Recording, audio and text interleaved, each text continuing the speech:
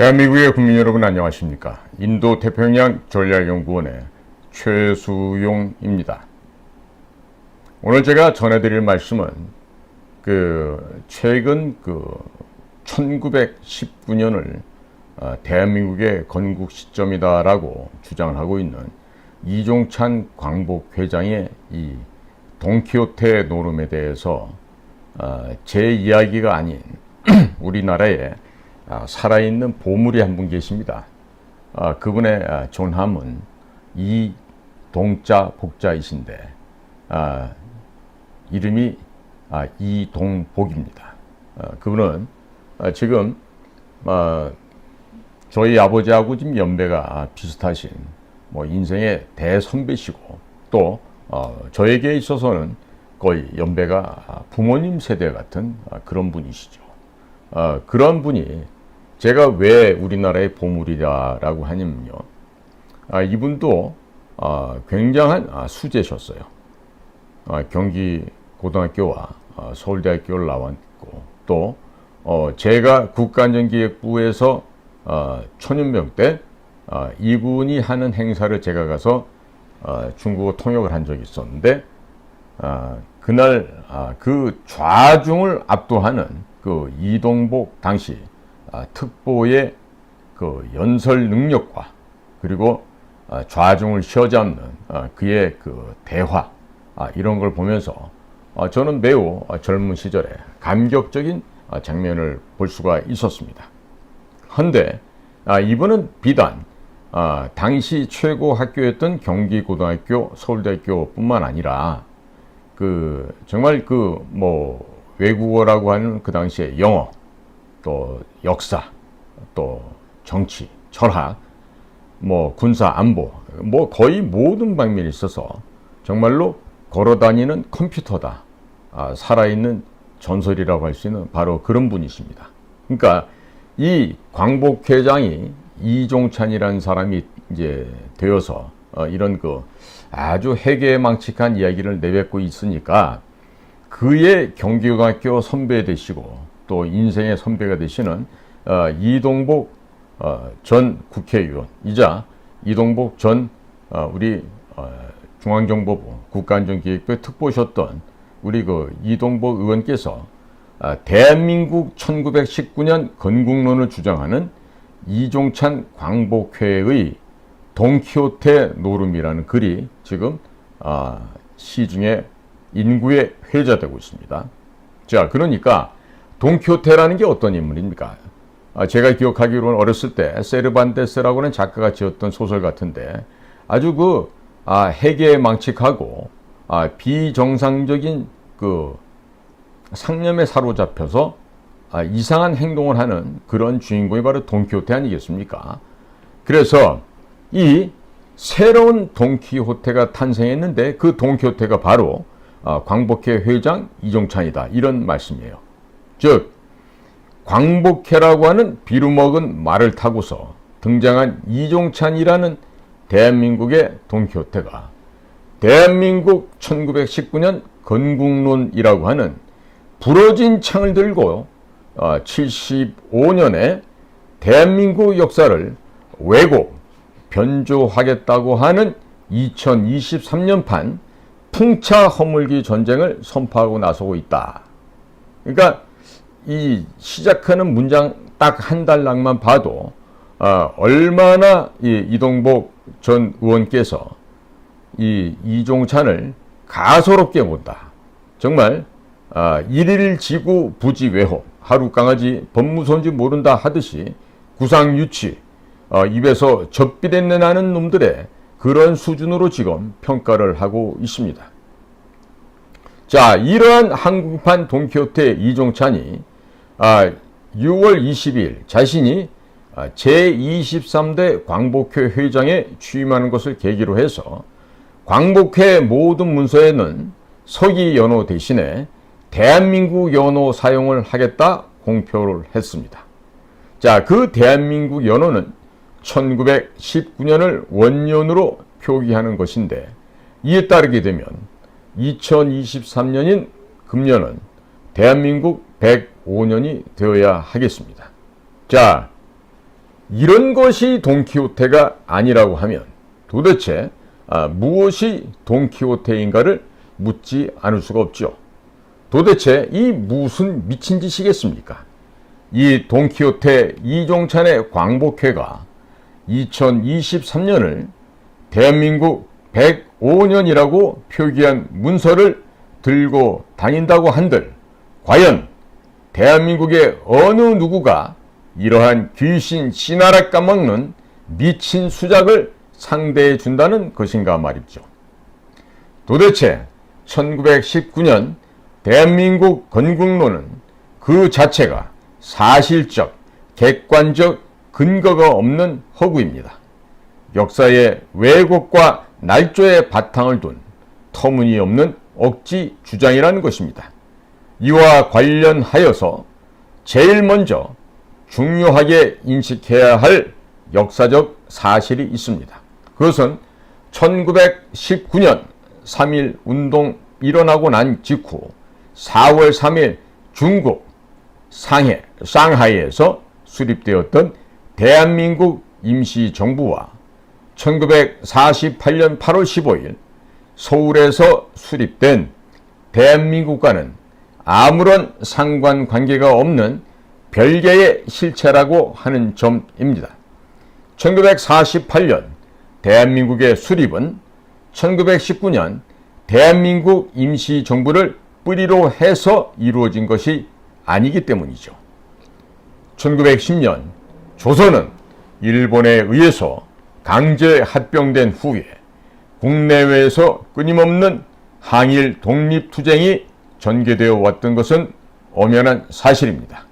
그 대표적인 사건으로 1919년 3.1 독립만세운동과 1919년 4월 23일 상해에서의 대한민국 임시정부 수립, 그리고 만주에서의 봉오동 전투, 청산리 전투가 있었고, 국내외에서는 강우규 열사의 일본 총독 저격이 있었고, 이봉창 열사의 천황 마차 폭탄 투척이 있었으며, 윤봉길 의사의 상해 홍커우 공원에서 일본 천장절 기념식장에서 폭파시켜서 시라카와 대장 등 수많은 일본 거물급 인사들을 제거했던 이와 같은 의거들과 함께 미국에서는 이승만의 구미위원부라고 하는 활동이 있었습니다. 그러나 유감스럽게도 이들의 활동이 모두가 세력이 미미해서 한반도의 해방 및 독립에는 영향을 미치지 못했다는 점이 엄연한 역사적 사실인 것이죠. 우리의 해방과 독립은 자력에 의해서 이루어진 것이 결코 아니었습니다. 1945년 8월 15일에 이루어진 한반도의 해방은 한민족의 독립운동과는 상관없이 일본 제국을 패망시킨 제2차 세계대전 전승국들의 전후 처리의 일환으로 이루어졌던 것임을 우리는 잊지 말아야 하겠습니다. 제2차 세계대전 전승국들이 전후 처리의 차원에서 최초로 한반도 문제를 논의했던 것은 1943년 11월에 이집트 수도 카이로에서 열렸던 미국, 영국, 중국 3국의 정상회담이었습니다.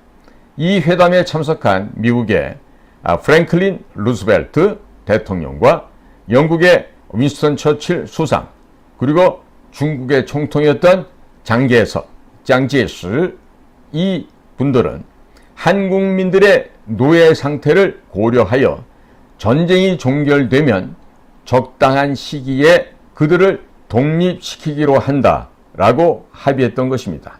이 적당한 시기는 영어 표현으로 in due course of time 이라고 그때 표현이 됐었는데 매우 의미심장한 이야기입니다. 그럼 과연 이 적당한 시기가 언제였을까요?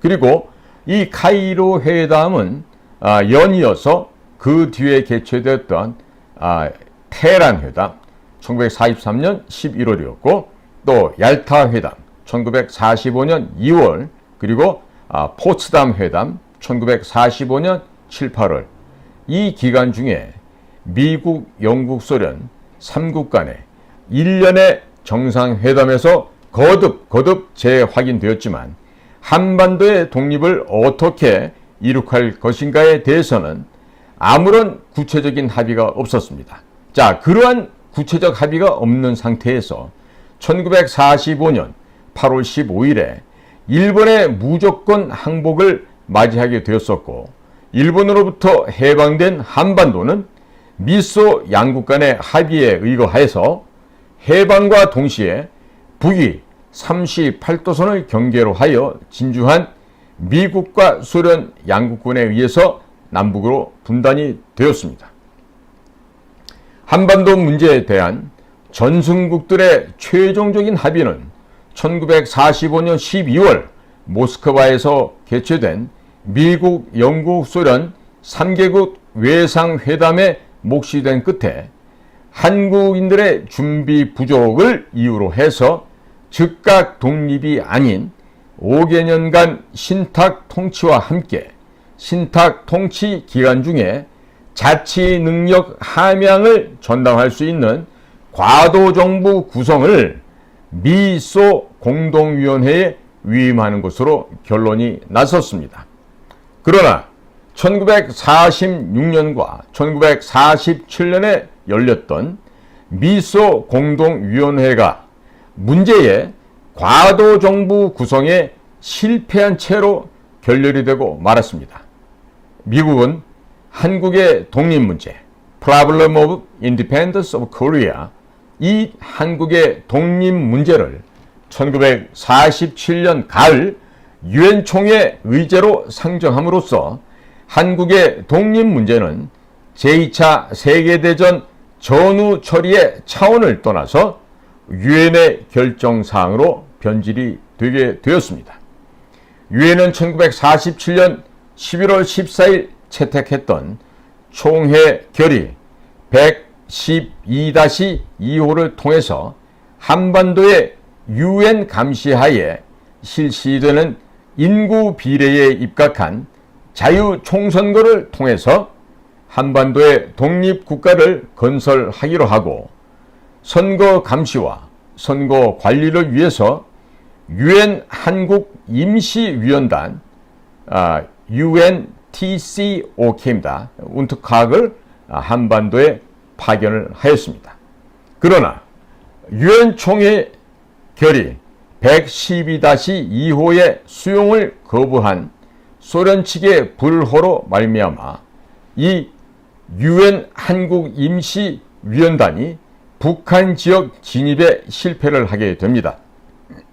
그렇게 되자 유엔은 1948년 1월 프랑스 파리에서 개최된 임시총회에서 우선 유엔 감시가 가능한 지역에서 선거를 실시하기로 결정하였고, 이에 따라 1948년 5월 10일 38선 38도선 이남의 지역에서 총선거가 실시가 되었고, 그 결과 같은 해 1948년 8월 15일 서울에서 대한민국 수립이 선포가 되었던 것이죠. 자, 이렇게 되자 북한에서는, 사실 이 북한은 국가의 명칭을 참칭한 거기 때문에 정확한 표현은 북한 괴뢰라고 해야 됩니다. 이 북괴는 1948년 9월 9일 평양에서 조선민주주의 인민공화국이라는 이름으로 대한민국과는 별개의 국가를 참칭한 국가 아닌 국가 수립을 선포하는 맞불을 놓게 되었던 것입니다. 자, 결국 한반도에서 두 개의 서로 다른 국가가 출현하게 되었습니다. 당연히 어느 쪽이 정통성을 구비했는지를 판별하는 문제가 제기될 수밖에 없었습니다. 이를 판별하는 역할은 당연히 한국 독립의 삼파역을 맡아왔던 유엔의 몫이 되었습니다. 유엔은 1948년 12월 12일자로 채택한 역시 한국의 독립, Problem of Independence of Korea 라는 제목의 총회 결의 195-3호를 통해서 이 역할을 수행을 하게 되었습니다. 대한민국이 한반도에 존재하는 유일한 합법 국가라고 판정을 하였던 것입니다. 유엔 총회 결의 195-3호는 1항에서 전체 한반도에 대다수 인구가 거주하고 유엔 임시 한국위원단의 감시와 자문이 가능했던 지역에 대해 효과적인 통제력과 관할권을 행사하는 합법정부, 즉 대한민국이 수립되었다면서 이 정부야말로 유엔 임시 한국위원단의 감시 아래 표출된 그 지역 유권자들의 자유의사에 입각한 정부이기 때문에 한반도에 존재하는 유일한 합법적인 정부라고 선언함으로써 대한민국에게 한반도의 유일한 합법 국가로서의 법적 지위를 부여하였습니다. 간단하지만 유엔 총회 결의 195-3호 제1항의 영어 원문은 아래와 같습니다. Declares that there has been established a lawful government, the government of the Republic of Korea, having effective control and jurisdiction over that part of Korea, where the temporary commission was able to observe and consult, and in which the great majority of the people of all Korea reside, that this government is based on elevations which were a cold expression of the free will of the electorate of that part of Korea, and which were observed by the temporary commission, and that this is the only such a government in Korea. 길지 않은 문제지만 간단히 보면 임시위원회가 관찰하고 협의할 수 있고 또 전 한국 국민의 대다수가 참여하고 있는 한국 지역에 대해 효과적인 통제와 관할권을 가진 합법정부 대한민국 설립을 선언한다는 이야기죠. 자, 이와 같은 역사의 흐름은 1948년 8월 15일자 대한민국의 독립이 한국인 독립선열들에 의해서 산만하게 전개된 독립운동 물론이거니와 1919년 4월 23일 상해에서 수립된 대한민국 임시정부와는 무관한 것임을 보여주는 것입니다. 자, 뿐만 아니라 대한민국 정부는 1933년에 체결된 몬테비데오 조약에 의거한 국가 성립의 기본 요소들인 첫째, 국토, 둘째, 국민, 셋째, 주권, 넷째, 국제적 인정, 이 네 가지를 구비하지 못했던 독립운동단체에 불과했습니다. 결국 대한민국은 1948년 8월 15일자 독립을 통해서 비로소 첫째, 국토와 둘째, 국민 및 셋째, 주권과 넷째, 국제적 인정을 구비한 독립국가가 되었던 것입니다. 유엔 총회 결의 195-3호가 대한민국 정부라는 호칭을 사용했지만 여기서의 정부는 국가와 동의어였습니다. 대한민국의 독립이 국가로서의 독립을 의미하는 것이지 정부로서의 독립을 의미하는 것이 아니었다는 사실에 이론의 여지가 없다 하겠습니다. 결국 대한민국은 1948년 8월 15일 독립을 확보하여 비로소 독립국가가 되었습니다. 1948년 8월 15일은 당연히 대한민국의 독립기념일이자 건국기념일인 것입니다. 그럼에도 불구하고 일본의 식민 통치를 감내했던 한국인들의 정서에는 이에 대한 죄책감 때문에 독립선열들의 독립운동과 대한민국의 독립 사이에 무언가 연계를 설정하는 것을 거부하기 어려운 정서가 뿌리내리고 있는 특이한 상황이 조성되어 있었습니다. 이와 같은 심리 상태가 1948년 헌법 제정 과정에서 당시의 건국 주역들로 하여금 신생 독립국가의 국호로 대한민국을 선택하게 만드는 요인이 되었습니다. 이로써 대한민국 임시정부와 대한민국 사이에는 명칭상으로나마 연계가 성립되는 토대가 마련되었다 하겠습니다.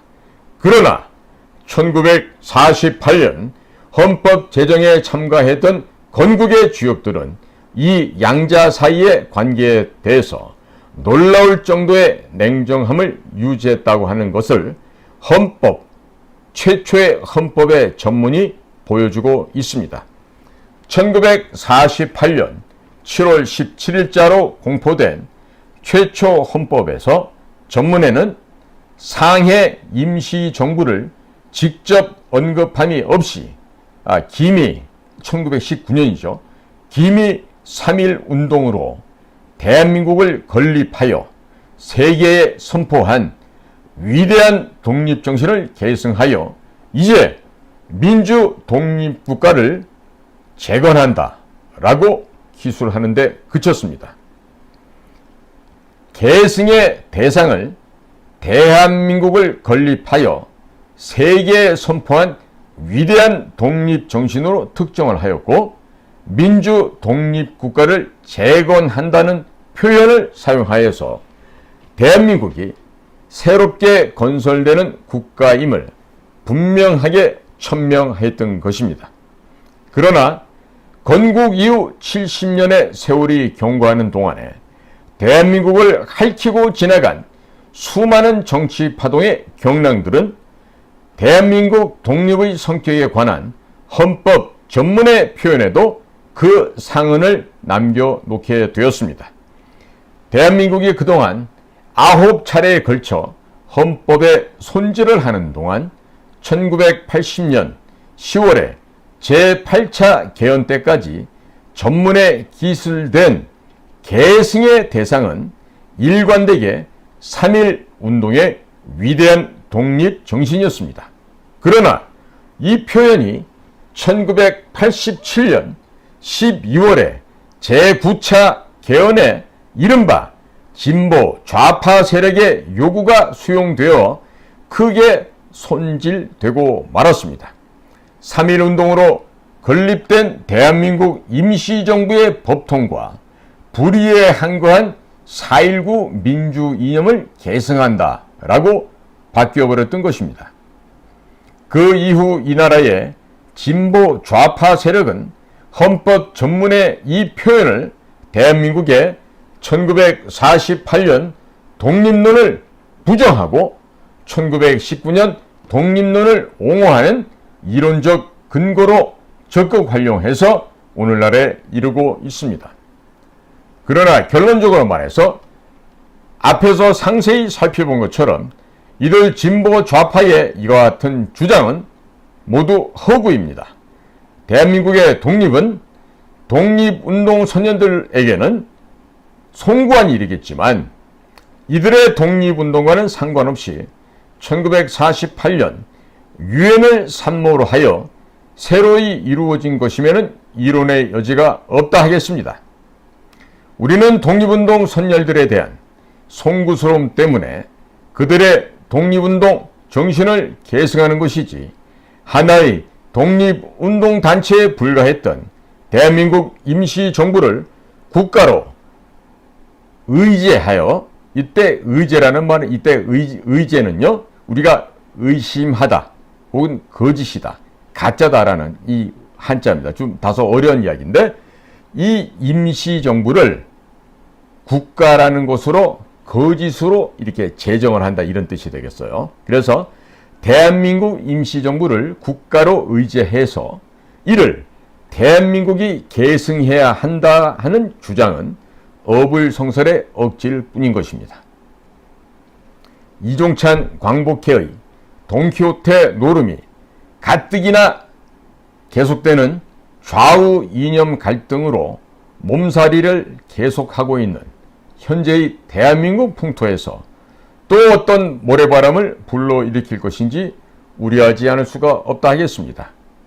이 문제에 관해서는 윤석열 정부가 올바른 현대사로 자라나는 청소년을 올바르게 교육하고 국민들이 사문 난적들의 사설에 현혹되지 않도록 올바른 공론의 장을 만들어내기를 바람하지 않겠습니다. 이상은 이 나라의 살아있는 전설이자 우리나라의 국보급 인재이신 우리 그 이동복 대선배님께서 직접 이 글을 쓰셔서 지금 곳곳에 지금 공유를 해주고 계십니다. 지금 뭐 기미 3.1 독립선언문과 못지않은 또 명문을 또 써주셨는데 제가 지금 국민 여러분들께 이 이야기를 전해드리는 건요. 이 나라 좌우 간의 그 갈등과 그 서로 죽고 죽였던 45년 해방 직후에 한 5년간에 벌어졌던 그와 같은 우리의 그 비참하고 창피스러운 이런 그 오역의 역사를 마치 민주화로 자유로 이렇게 둔갑을 시키는 이런 짓들에 더 이상 이 국민들이 속아 넘어가서는 안 되겠다는 얘기입니다. 자, 제가 종종 이야기를 하죠. 대한민국 민주화 투사 1세대는 이승만 박사입니다. 조선 왕조를 철폐하려고 왕조를 없애려고 노력했던 사람이 바로 우남 이승만이요. 또 미국으로 망명하여 미국의 자유민주주의 체제를 보고 배우면서 미국과 같은 공화국, 공화정을 만들어야 되겠다. 즉 입법, 사법, 행정이 분리되어 있는 이러한 공화정치를 만들어야 되겠다고 하는 청년 이승만이 작년의 나이로 해방을 맞이해서 귀국하 그 결과로서 만들어졌던 자유민주주의의 산물이 바로 건국된 대한민국인 것이죠. 1987년을 마치 민주화의 시초로 착각하는 이런 바보 얼간이 같은 사람들이 교회에도 있고 성당에도 있고 대학가에도 있고 너무나도 그러한 인간들이 요즘은 많습니다. 하지만 국민 여러분, 이 나라의 민주화는요 1948년도 자유민주주의 정신에 입각해서 만들어진 대한민국이 최초입니다. 그리고 1980년 5월달에 광주에서 벌어졌던 그것을 거짓말로 민주화 운동으로 둔갑시킨 자가 바로 김영삼과 김대중이라는 자들인데, 이들은요 북한 공산 괴뢰도당들이 주장하는 인민민주주의, 그 인민민주주의에 입각해서 광주시를 핏빛으로 만들었던 그날의 참극을 마치 민주화 운동으로 둔갑을 시켰던 거죠. 그러니까 지금 48년 4월 3일 날 있었던 4.3 제주 공산 민중 폭동이나 48년 10월 달에 있었던 여수 순천 공산 폭동, 반란 사건 등을 이제 와서 민주화 이런 얘기를 붙인다면요, 이거는 역사를 모르는 정말로 짐승만도 못한, 역사를 모르는 정말 개돼지가 되고 마는 것입니다. 그러니까 아직도 대통령의 부근에 앉아서 혹은 법무부 내에서 4.3 제주 사건을 재심의한다는 등, 여수 순천 반란 사건을 무슨 민주화 운동이라 한다는 등, 또 광주 5.18 인민민주주의 혁명을 마치 자유민주화 운동으로 둔갑시켜서 호들갑 떠는 저 거짓의 무리들의 요설과 거짓말에 더 이상 속아 넘어가서는 안 된다는 말씀을 오늘 다시 한번 제가 재강조를 합니다. 오늘의 이 귀한 문장은 이종찬 광복회장의 경기고등학교 선배 되시고 이념적으로나 또 품행이나 품격에 있어서 이종찬과는 하늘과 땅만큼 이상의 차이가 있는 이동복 선배님께서 정말로 점잖게 매우 품격 있는 이런 비평의 글을 써주셨어요. 거듭 방송을 통해서 이동복 선배님께 감사를 드립니다. 오늘도 저희 인도태평양 전략연구원에서 방영한 공작관TV 그레이트 게임을 경청해 주셔서 감사를 드립니다. 고맙습니다.